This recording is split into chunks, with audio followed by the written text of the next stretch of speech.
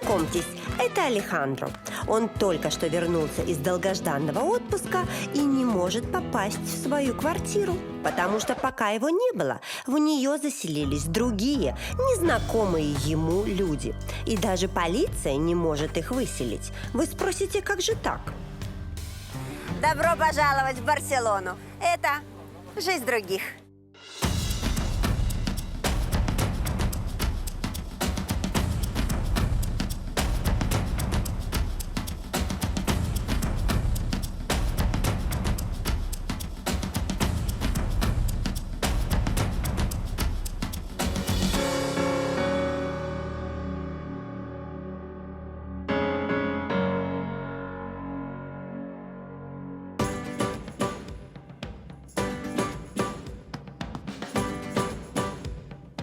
Кажется, здесь больше отдыхают, чем работают. Но, тем не менее, Барселона является самым богатым городом в Испании. Как им это удается, как они живут, мы сегодня все это узнаем. Если бы я родилась в Барселоне, то родилась бы в семье Висенте и Пуриты. И каждые выходные я бы их навещала, чтобы они меня накормили, вымыли посуду и постирали вещи. Или родилась в семье Мигеля Гарсии.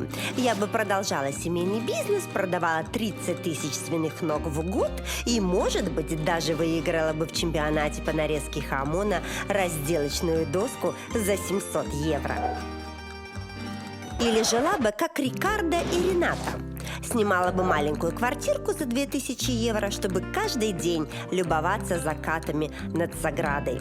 Я бы приглашала друзей, и мой муж бы полностью, причем с огромным удовольствием, занимался воспитанием нашего ребенка.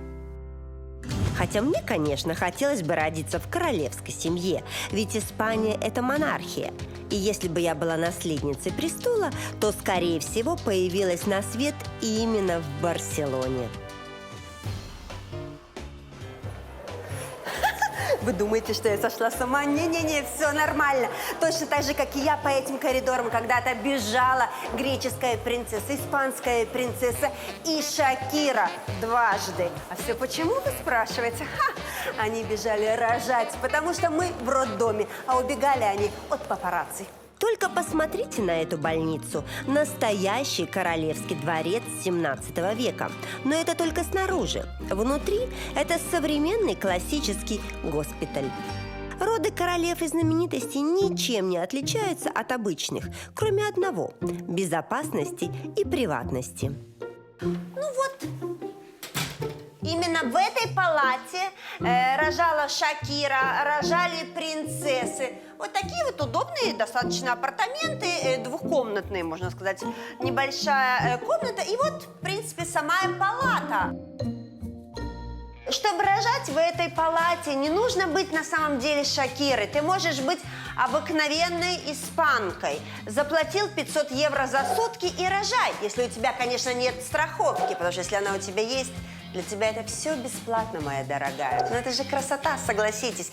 Так родил, заплатил 500 евро, лежишь, никто тебя не трогает, включил телевизор с утра. Жизнь других познавательно, развлекательно, позитивно.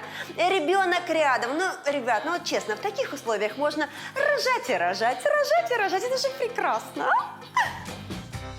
Мы к каждой пациентке относимся как к королеве или звезде. Во время беременности можно путешествовать, пить кофе и шоколад, даже позволить себе бокал вина. Когда я была беременна, я чувствовала себя здесь королевой. Все вокруг старались мне помочь, восхищались моим положением, словно я совершаю какой-то подвиг.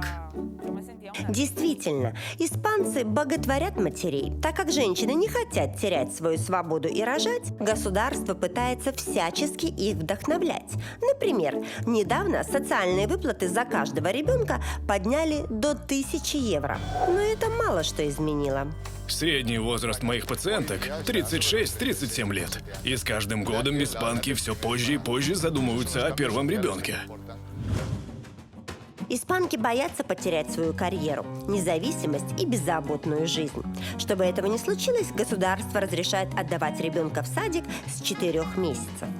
Садики делятся на 3 группы: от 4 месяцев до года, от года до 2 лет и от 2 до 3 лет. Испанцы верят, что дети лучше понимают друг друга, чем взрослые. Поэтому старших учат присматривать за младшими. Воспитатели в садах должны быть тоже молодыми. Считается, что только 20-30-летние учителя могут успевать за малышами. В группах обычно от 10 до 16 человек и 2 воспитателя. Занятия почти как в обычной школе. Есть и музыка, и физкультура, часто садоводством. Бесплатных детских садов нет, но можно просить у государства компенсацию стоимости садика, если мама работает или семья малообеспеченная. От садика до выпускного детей в школах кормят по принципам средиземноморской диеты. Много рыбы, морепродуктов и оливкового масла.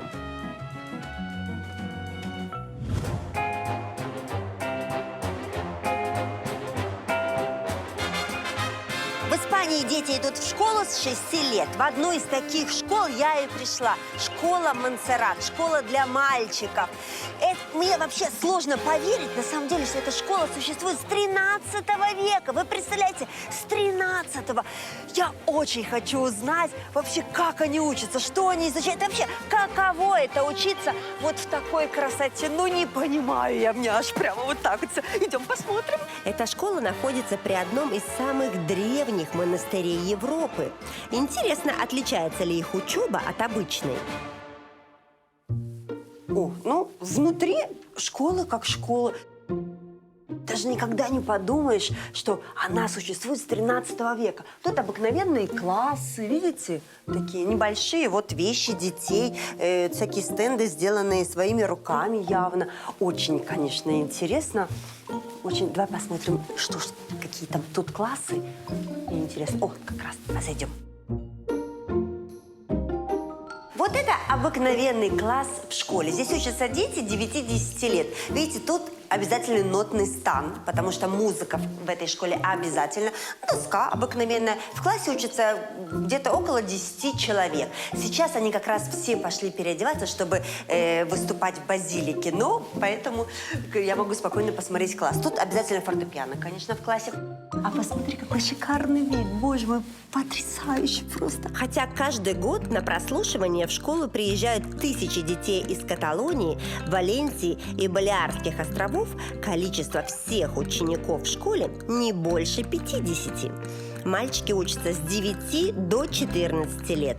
За это время они обязаны научиться играть минимум на 2 музыкальных инструментах. Чтобы попасть к нам в школу, не нужно никакой подготовки, никаких курсов и сольфеджио. Мы всему научим здесь сами.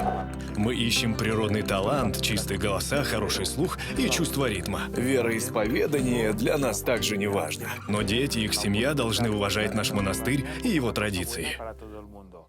Здесь изучают и другие стандартные для любой школы предметы – литература, математика, география. Но главным предметом все же является музыка.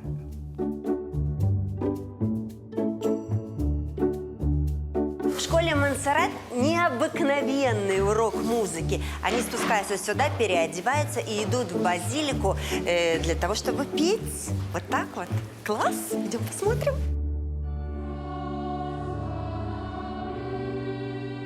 Дети живут при монастыре, так как добираться на занятия каждый день слишком сложно.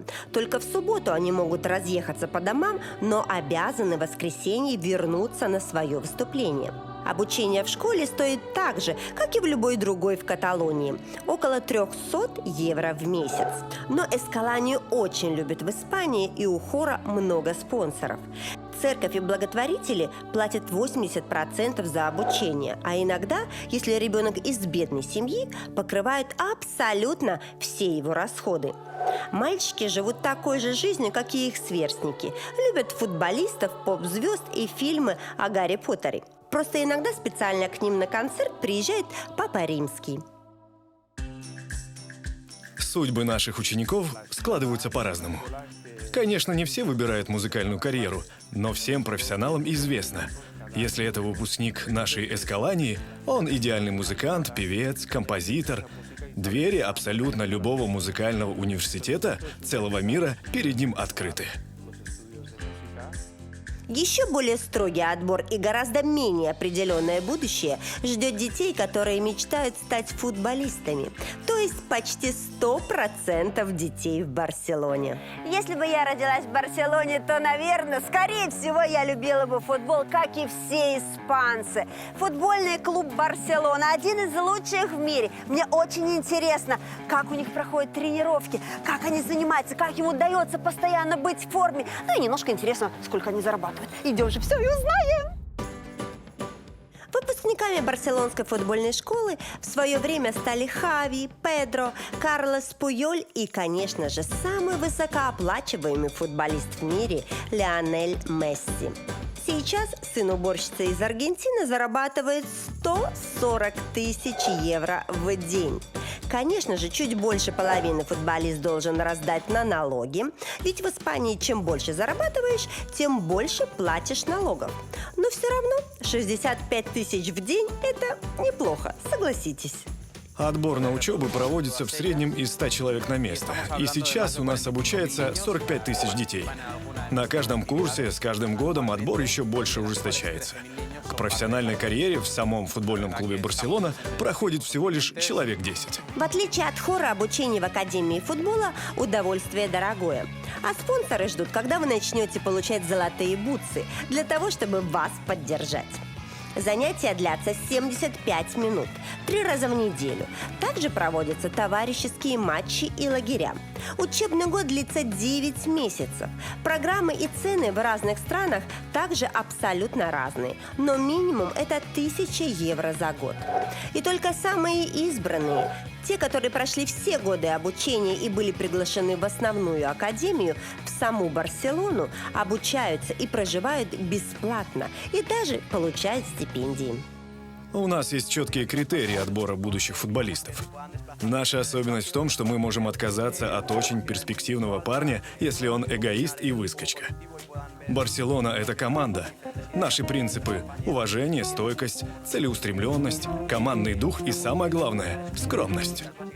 Действительно, футболисты Барселоны редко попадают в скандалы. Самый богатый игрок мира Месси каждый день ходит в булочную за углом и здоровается с соседями и прохожими. Женат на своей школьной любви.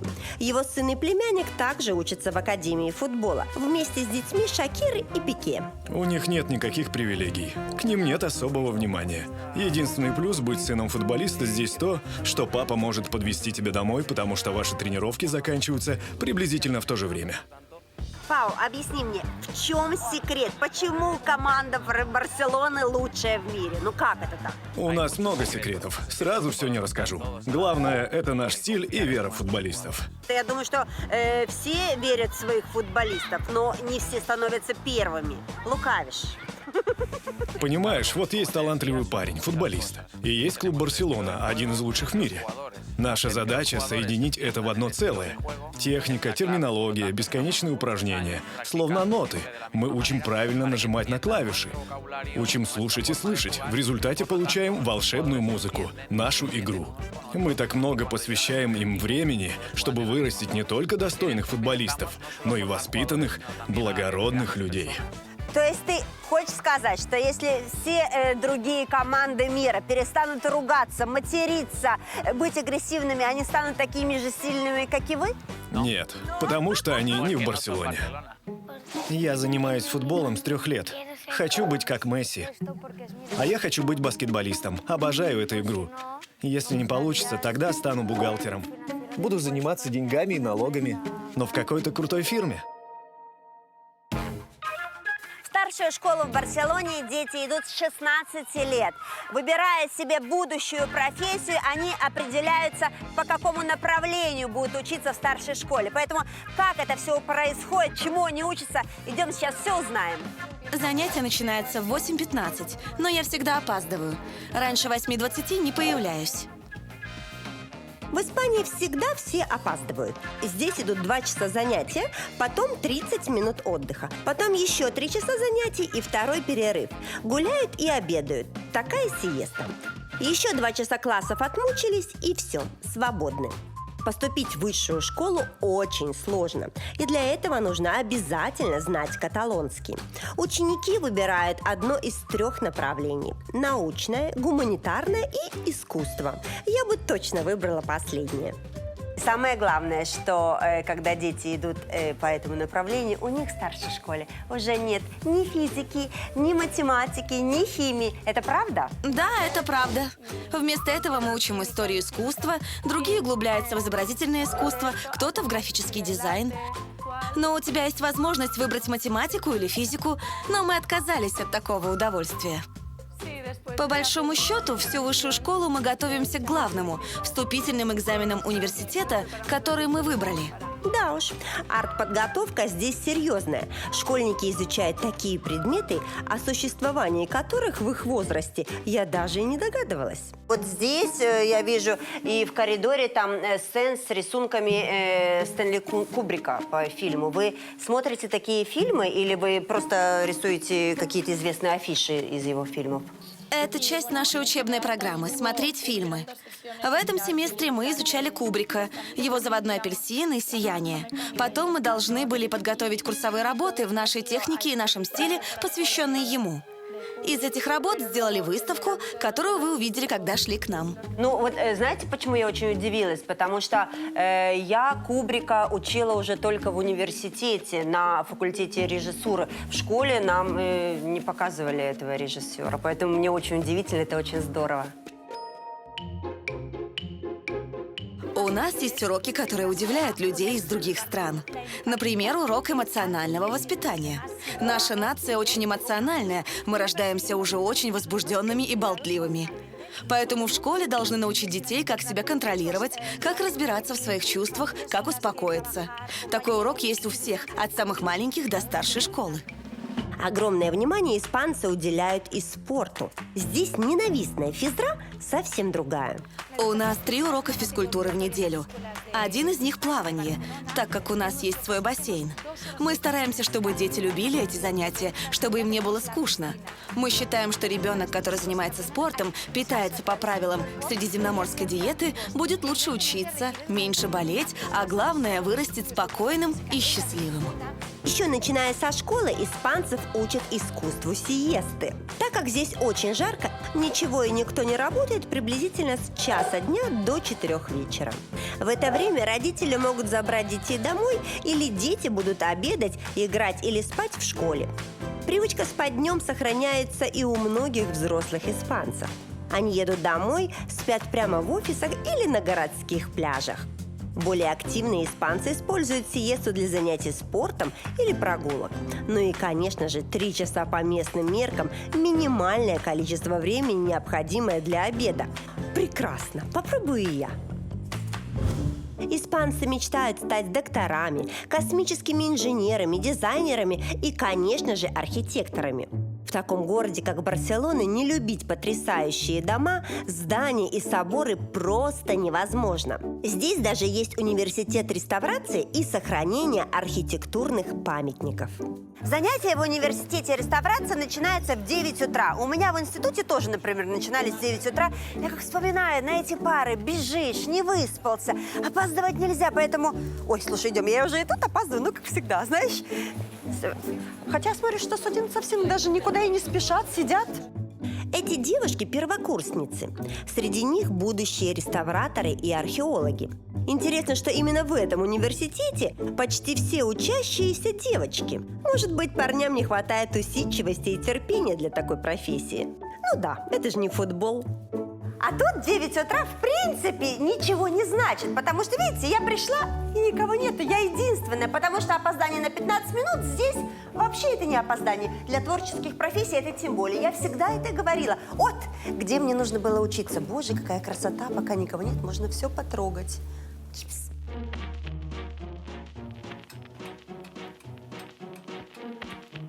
О, наконец-то пришли посмотреть. 20 минут, нормально.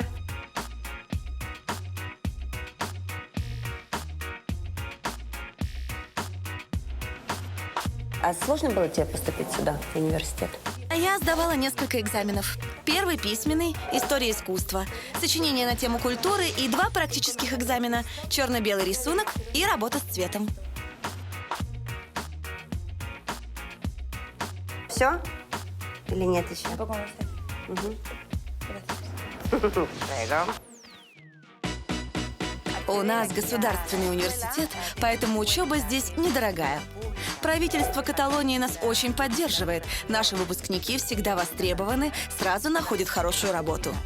Студенты должны платить за курс всего 21 евро, но курсов у них должно быть минимум 60. То есть учеба здесь стоит 1303 евро. Многие студенты проходят практику в домах Гауди, а профессора работают в святая святых – Саграде де Фамилия. Больше половины наших занятий – это практика. К тому же студенты старших курсов тренируются на настоящих реликвиях. Их нам свозят со всех уголков Испании. Это произведения искусства XI-XIII веков, на реставрацию которых у мэрий городков нет денег. Мы их воскрешаем, учимся и возвращаем обратно. У каждого реставратора есть специальная страховка.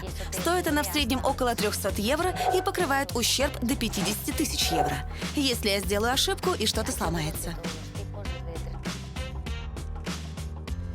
Мало кто знает, что Саграда должна была быть маленькой церквушкой. Никто не предполагал, что она вырастет до таких размеров.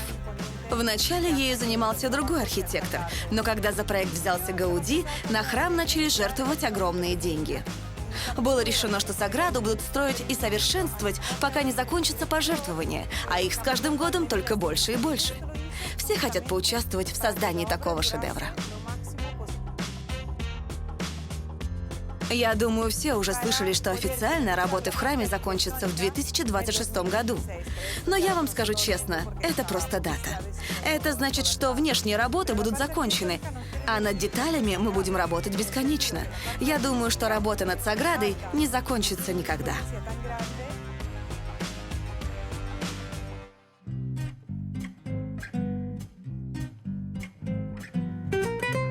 Приезжая в Барселону, конечно, я могу часами ходить по этим улочкам и наслаждаться этой архитектурой. Но вы же знаете, как я обожаю заходить в гости к местным жителям. Поэтому не будем терять времени.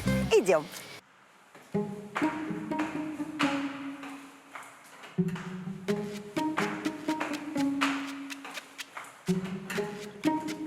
О, вот такой практически... Заходи, Сереж. Милый лифт. Смотри, надо так вот дверь закрыть. Видишь? Чик. Все. И нажимаем на 7-й этаж. Боже мой, такой он маленький. Зато и зеркало. Это же очень важно, правильно? Так, стоишь, облокотился. Ой, куда-то мы приехали. Не туда. Что такое? Не работает? Пожалуйста, Сережа, пожалуйста, я переживаю. Так, чик-чик-чик. Поехали. Что происходит? Опасное мероприятие. Целая система. Господи, давай открывайся. Приехали. О, ну это высоко. Посмотри, я бы, честно говоря, пешком просто на 7-й этаж, бы, честно говоря, бы, шла до завтра. Я пришла в гости к Рикардо и Ренате. Хотя владельцу строительной фирмы Рикардо 46 лет, по меркам Барселоны это совсем молодая семья. У них совсем недавно родился первый ребенок, поэтому бухгалтер Рената совмещает декрет с основной работой. Hola. Hola. Hola, hola. Hello. Hello. Bienvenida. ¿Cómo estás? Jana. Bienvenida a casa. Привет. Mucho gusto. Привет. Всем привет. Боже мой, привет. Сразу же входите в нашу кухню, она же гостевая. Классической гостевой у нас нет. Потолки достаточно низкие. Видите, я даже со своим 1,64 м практически достаю. Если подпрыгну, то и вообще... Да, потолки здесь у всех невысокие. Да и мы здесь не гиганты. Не для высоких барселонцев. Ага, вот это ванная, комната такая большая. Ну, а тут у нас спальня. И вот спальня. С видом на весь город. Ага. Подождите, это вся квартира?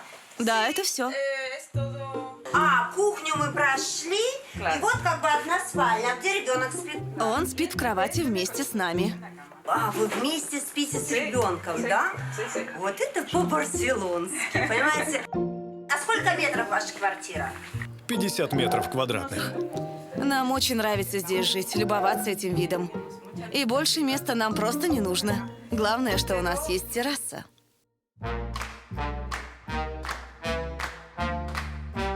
Боже, какой вид у вас! Да, я сама в шоке! Скажи, дорого это вообще вот стоит в Барселоне, вот квартира с такой террасой, с таким видом? 2500 евро. Аренда в месяц. Мне вот интересно, просто вот папа все время с ребенком, то есть тут больше все-таки мужчина занимается ребенком, или это мне так кажется, это так у вас? Испанцы очень семейные. Мы любим нежность и заботимся о наших детях, женах, родителях. Стараемся помогать бабушкам и дедушкам, навещать их как можно чаще.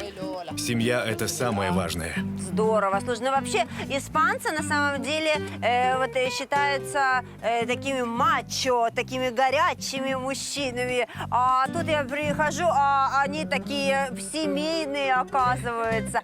Мой муж владелец строительной фирмы, а я занимаюсь его бухгалтерией и налогами. Сейчас работаю дома. Наш чистый доход около 10 тысяч евро в месяц. Для Барселоны это довольно много. В Испании в семье все делают вместе. Поэтому мне кажется, что здесь должен процветать семейный бизнес. С чем у вас ассоциируется Испания? Ну, давайте-ка. С чем? Футбол? Ну да, возможно. Что еще, фламенко? Да, конечно. Что еще, коррида? Ну, в Барселоне она уже давно запрещена. Ну, что еще? Ну, давайте. Правильно, конечно, мои друзья, хамон. Как же его делают? Почему он тут самый лучший? Сколько он стоит и сколько на нем зарабатывает обыкновенная каталонская семья? Сейчас мы все это и узнаем. Мой хамончик. Сейчас я в любимой местными жителями хамонной лавке, которой владеет и управляет большая и дружная каталонская семья. Мигель, сколько лет вашему семейному бизнесу? 53 года. То есть вы тут работаете, ваш отец работал, дед работал, сын работает, внук работает, да? Да, практически. Вот, смотри, это мой отчим. Он и основал эту лавку. А скажи мне, сколько килограмм хамона вы в месяц продаете в этом магазине? Тяжело так сразу сказать. Ну, давай так. В год мы продаем около 8000 единиц товара. Получается, очень прибыльный бизнес. Так кажется только на первый взгляд. Если отбросить налоги, а они здесь чуть больше 20%, само содержание лавки с таким деликатесом очень затратное. Какая прибыль у вас? Ну, в месяц или в год? Как вот вы считаете? Наш доход зависит от месяца, праздников. Но в среднем это около 30 тысяч евро до вычета налогов. И все это делится на нас, 5 семей, которые здесь работают. Поэтому получается совсем немного. Мы больше не думаем о богатстве. Нам лишь бы жить достойно. Около 40% всех продаж за год – это Рождество. В Испании существует традиция дарить свиные ноги на этот праздник. Их приносят на ужин в семью, на корпоративы, дарят бизнес-партнерам. Не знаю, что мы будем делать, если вдруг отменят Рождество. Расскажи мне, пожалуйста, как отличить хороший хамон от такого себе? Вот можешь мне вот показать, что вот какие главные вот отличия? Ну вот скажи, ну просто вот мне же интересно, я вот прихожу в магазин, и как мне вот выбрать хороший хамон? Ну, я знаю, что вот если вот копытце черненькое, то это хорошо, правильно? Ну что вы все носитесь с этим копытцем? Нет, это неправда. Черная копытца – это только признак того, что свинья определенной породы. А правильно ли ее вырастили и кормили, правильно ли делали сам хамон – это гораздо важнее. То есть черное копыто – это все миф, да? Ах, ты видишь, меня всю жизнь обманывали, понимаешь? Вот скажи, ну вот куда ты смотришь? Ну вот куда смотреть? Должен быть определенный, очень яркий цвет на срезе. Именно такой оттенок насыщенного красного. Также посмотрите на жир. Хороший хамон – это довольно диетическое мясо. Жир должен быть очень легким, не липким, не твердым. Но мясо, оно такое жирное. С семейным бизнесом все оказалось не так просто, как кажется. А что, если устроиться на работу, например, архитектором? Это Дани. Он архитектор-инженер в небольшой строительной компании. Этот дом он спроектировал сам и живет в нем со своей женой и ребенком. Ну вот почему я люблю лестницы, в принципе, в доме, потому что не нужен никакой спортзал. Ох, какая красота! Ну, по крайней мере, видишь, место гуляй, танцуй, не хочу. Вот такой вот минимализм местных архитекторов, как бы в моде, наверное, не знаю. Мы любим создавать интерьеры в стиле минимализм для того, чтобы покупатели могли из любой комнаты сделать все, что они хотят. Например, детскую или просто гардеробную. Вот, тут такая дизайнерская штука, которая, кстати, есть даже на пляжах здесь, в Испании. Идем посмотрим. Тут кухня, видишь? О, боже мой, какой вид шикарный! Господи, какая красота! Вот это я понимаю. Так просыпаешься, понимаешь, и говоришь: доброе утро, мир! Интересно, сколько это все стоит? Идем сейчас это узнаем. Даня, а сколько метров твой дом? 350 метров. Что бы ты сегодня в нем переделал? Я бы ничего, а вот мою жену многое не устраивает. Я сделал ей кухню для готовки. Этот потрясающий вид. Он же на кухне, все как она просила. Но она бы многое изменила. Да, практически все. Кто у вас дома решает главные задачи, ты или жена? Женщина. То есть жена в семье в Испании главная, да? То есть вот как она скажет, так и будет. Боже, мне нравятся так эти законы, я хочу сказать. Скажи мне, пожалуйста, а ты свою зарплату жене отдаешь или нет? Зачем? Она зарабатывает больше меня? Жена больше зарабатывает, чем муж. Ну, это сейчас очень часто нормально. И, то есть, и, может быть, поэтому она главная, потому что она больше зарабатывает. Если бы она меньше зарабатывала, то ты был бы главный, или все равно бы ничего не поменялось? Нет, это абсолютно не важно. Во всех парах, которые я знаю, если они испанцы, все решают женщины. Особенно, если это касается дома или семьи. Сколько в Испании стоит такой дом? Такой дом редкость в Испании. Он большой, просторный, он продается с полностью законченным ремонтом. Есть классный гараж, сногсшибательный вид. Поэтому цена 1,5 миллиона евро. Но можно торговаться до 1 200 000. Ну, то есть вот все слышали, в принципе, вот кто желает, то пожалуйста. Как живут богачи, мы посмотрели в минимализме. А сейчас покажу вам, как живет типичная каталонская семья в одном из жилых районов Барселоны. Меня ждут Пури, уборщица в школе, Висенте, менеджер по обслуживанию спортивных сооружений, их сын Кристиан, официант, и его невеста Дана. Ну что, друзья, вот я вас привела, сама пришла, в стандартную каталонскую квартиру. Вот вы видите, пол весь плиткой выложен, видишь? Саш, видишь? Покажи, показываешь, да, молодец. Она вот такая узкая, небольшая, очень такая простая обстановка, диваны, телевизор, стенка. Все очень просто. Вот стол, я так понимаю, где тут семья обедает. Так, тут такой узенький коридорчик, даже я такая женщина не очень в теле, помещаюсь еле-еле. Так, это ванная комната, ну, тут все понятно. Вот это детская комната, посмотрите, видите, какая маленькая, она всего лишь 8 квадратных метров. Это еще одна, я так понимаю, подростковая комната, тоже, может быть, чуть-чуть побольше, метров 10, но, в принципе, тоже достаточно маленькая. Тут жил ребенок до 32 лет. Потом, слава богу, нашлась женщина, которая увела его от мамы, и теперь он живет отдельно. Но комната все время ждет сыночка, потому что в Испании так принято долго жить с мамой. Это нормально. А вот и спальня. Самая большая комната. В общем, вся квартира 80 квадратных метров. Ну, идем пообщаемся с хозяевами, может, что-то еще узнаем интересное.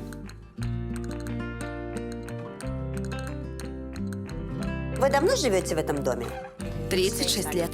С 1983 года. То есть практически вся ваша жизнь здесь прошла. Но вы сейчас остались тут вдвоем. Я так понимаю, что дети выросли и, слава богу, уехали жить в другое место. Правильно понимаю?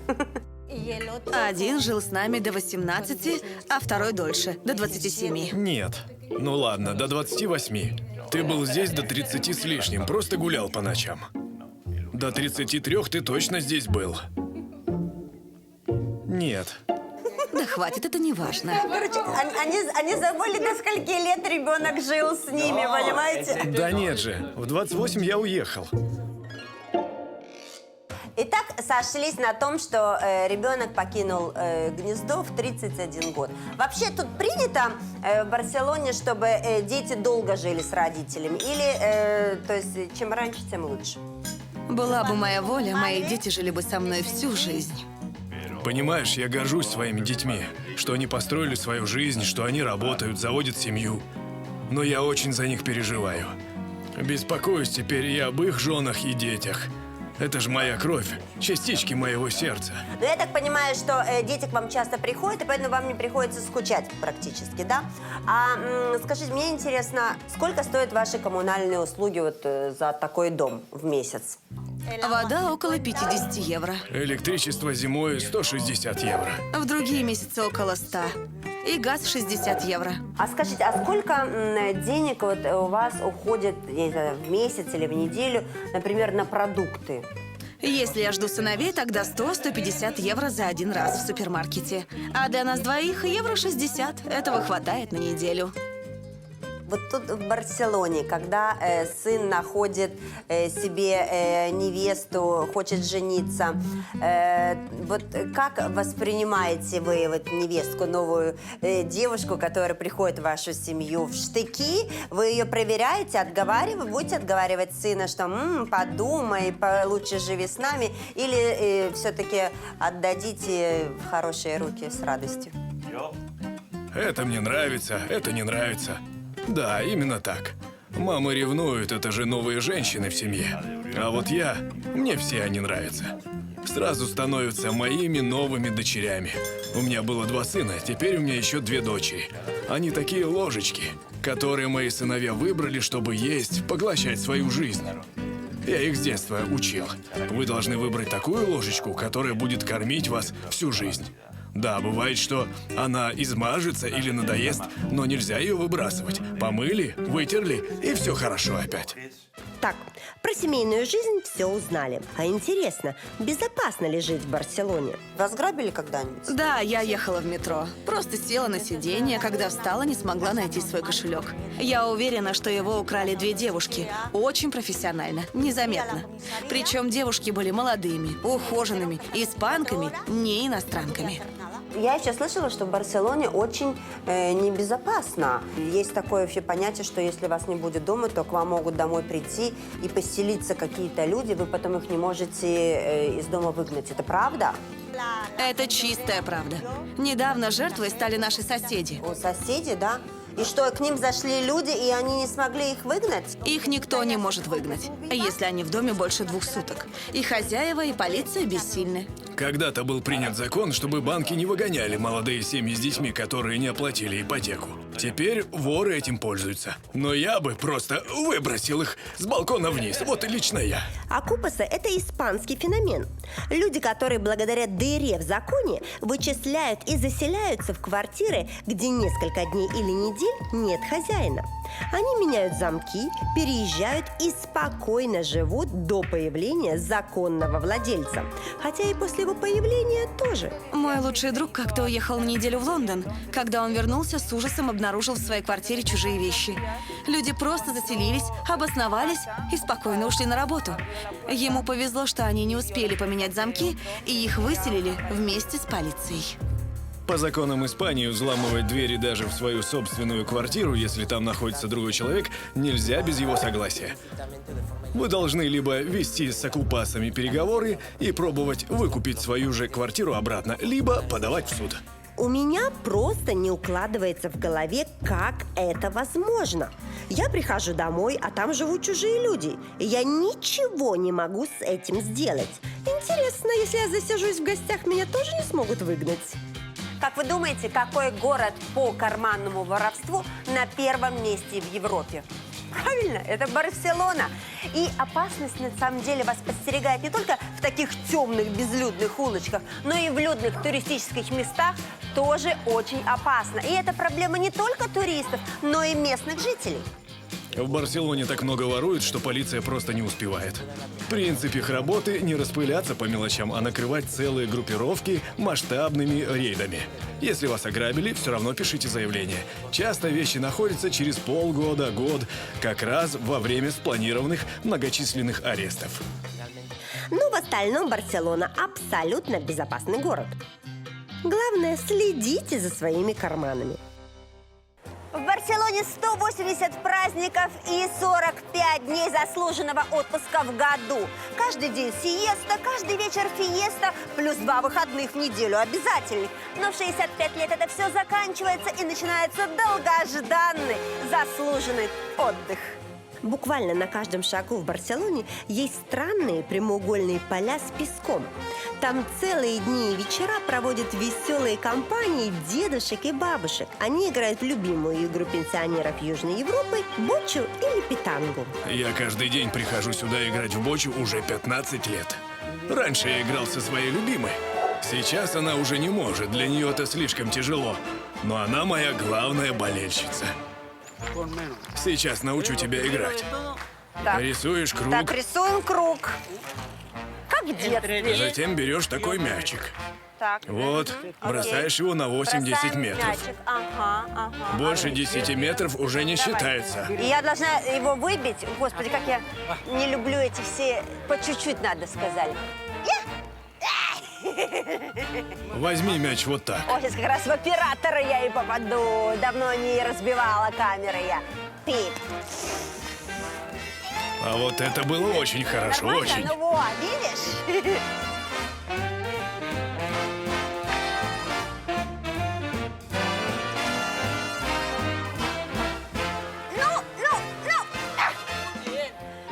Ну вот, практически, да.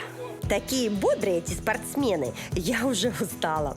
Нужно отвлечь их разговорами. Скажите, пожалуйста, а вот счастливая пенсия в Барселоне? Да, конечно. Барселона прекрасный город. Город спорта. Мы болеем за наш футбольный клуб. Много полей для бочи, питанка. Это здорово. На пенсии все играют. И женщины, и мужчины. Проводятся чемпионаты. То есть вашей пенсии вам хватает для того, чтобы счастливо проводить время, не только тут и играть, и в театры ходить, и на футбол, и на выставки, я правильно понимаю? Да, в Барселоне пенсия около 1500 евро. И нам ее хватает. Мы состоим в клубе, платим 15 евро в год. Нам делают поля для бочи, следят за ними. Каждую неделю отсюда отходит автобус на экскурсию. В музей, в театр или какой-то парк. Все бесплатно. Только 15 евро в год за членство в клубе. Я хочу сказать, ваши шары такие тяжелые, что на самом деле вы не просто играете, вы еще и качаете руки, потому что у меня вот уже прямо они болят. Давайте продолжаем дальше играть, потому что я хочу научиться и что-то уже выиграть в вашем турнире. Давайте, поехали. Теперь я понимаю, почему барселонцы живут в таких маленьких квартирах. Какая разница, если с самого детства до глубокой старости ты постоянно на улице, гуляешь, занимаешься спортом, ездишь на экскурсии, а главное, любуешься потрясающей природой и архитектурой.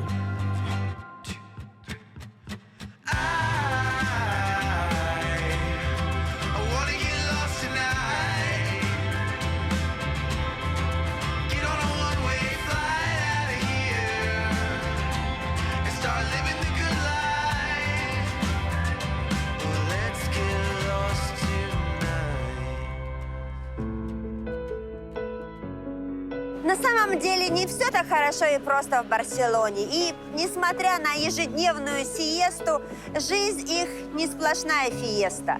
Но это не мешает барселонцам считать себя самыми счастливыми людьми на земле. Потому что... У нас лучший хамон. И солнце, Самая лучшая футбольная команда. и море. И такой климат. У нас есть Саграда де Фамилия. Ко мне приходят сыновья. Свобода. Все мы сталкиваемся с трудностями, но жизнь так коротка, что хочется успеть ею насладиться. Сделайте это. А если не знаете как, просто смотрите жизнь других. Чао!